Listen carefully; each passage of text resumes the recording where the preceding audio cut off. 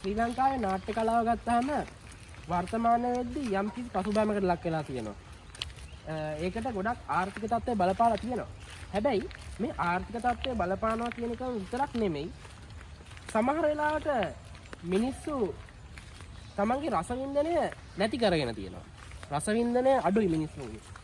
මේ රසවින්දනය කරන වෙන ක්‍රම මිනිස්සු හොයාගෙන තියෙනවා. හැබැයි නාට්‍යයක් බලලා මිනිස්සු තමන්ගේ ආර්ථික තත්ත්වය, සමාජ තත්ත්වය, මේ ආර්ථික ආගමික මේ හැමදේ ගැනම ඉගෙන ගන්න හොඳම තෝතැන්නක් තමයි වේදිකා නාට්‍යයක් කියන්නේ.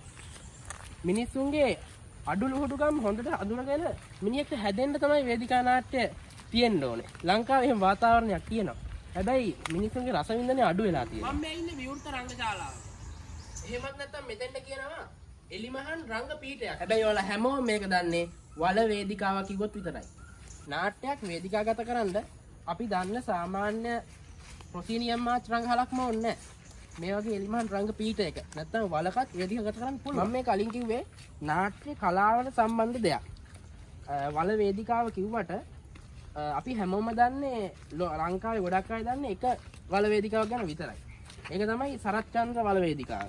ඒ රදිනේ කැම්පස් එකේ. හැබැයි තව තැන් කීපයක මේ වගේ වලවල් තියෙනවා. මේ නාට්‍ය ශාස්ත්‍රය කියන්නේ ඉතාම හරවත් ශාස්ත්‍රයක්. ඉතින් මේ නාට්‍ය ශාස්ත්‍රය ගැන සහ මේ නාට්‍ය රංග කලාව ගැන විශේෂ සම්බන්ධයෙන් දැනුම ලබා ගන්න මේ YouTube නාලිකාව එක්ක එක්ක වුණොත් ඔබට පුළුවන්.